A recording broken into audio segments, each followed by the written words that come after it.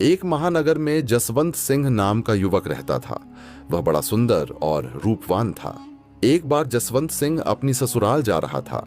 जब वह शहर से 2-4 मील आगे निकल गया तो रास्ते में उसको बहुत तेज प्यास लगने लगी। उस समय वह प्यास का मारा एक गांव में पहुंचा।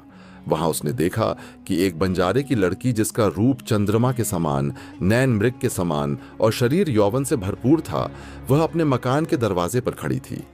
बायास की अधिकता के कारण वह ज्यादा देर वहां खड़ा नहीं रह सका। उसे अपनी आंखों के सामने सारा भूमंडल घूमता हुआ प्रतीत होने लगा और कुछ ही पल में वह लड़खड़ा कर गिर गया और बेहोश हो गया। जसवंत सिंह को बेहोश होकर गिरते देखकर आसपास के बहुत से लोग वहां जमा हो गए और उसके मुंह पर पानी के छींटे डालकर उसको होश में लाने का यल करने लगे। थोड़ी देर बाद जसवंत सिंह को होश आया। उसको घेर कर खड़ी भीड़ में से एक युवक ने पूछा, ठाकुर साहब, आपको ये क्या हो गया? लोगों की यह बात सुनकर वह जोर से आहें भरने लगा और शायरी का शौक रखने वाला जसरवत एक शेर पढ़ने लगा। वहां जमा लोगों ने देखा कि वह सामने खड़ी वंजारे की लड़की पर फिदा हो गया है। लोग उसे समझाने लगे, ठाकुर साहब, जरा होश में आओ। आप राजपूत हैं और वह नीच कुल की है। आपको उससे दिल नहीं लगाना चाहिए, क्योंकि यह हुस्नो जवानी 4 दिन की मेहमान है। लोगों की बातें सुनकर आह भरते हुए जसवंत सवंत सिंह बोला, ए लोगो, मुझे दीन ईमान से कुछ काम नहीं है। जब तक यह चांद से मुखड़े वाली मेरे साथ ब्याही न जाएगी, तब तक मैं अपना जीना मुश्किल समझता हूँ। आप लोग मेहरबानी करके तुम्हारी इस बेटी के रूपसी नैनों से माँ-बाप घायल से कह तड़प दो रहा है। या तो उसके साथ अपनी बेटी की शादी कर दें, नहीं तो वह तुम्हारे दरवाजे पर सिर पटक पटक कर मर जाएगा।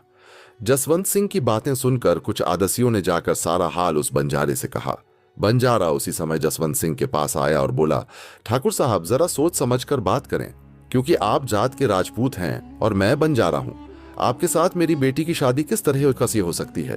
और यदि आप मेरी बेटी से शादी करेंगे तो भी आपको क्या फायदा होगा, क्योंकि हमारा पेशा तो इधर उधर घूमते रहने का है।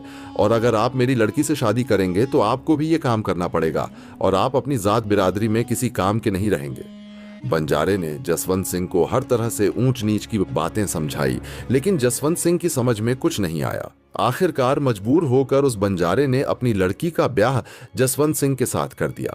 विवाह के बाद जसवंत सिंह और बंजारे की लड़की में इतना प्रेम बढ़ा कि जसवंत सिंह को उस लड़की के सिवा दुनिया में कुछ नजर नहीं आता था। इसी तरह ऐशो आराम की जिंदगी के कुछ दिन गुजर गए।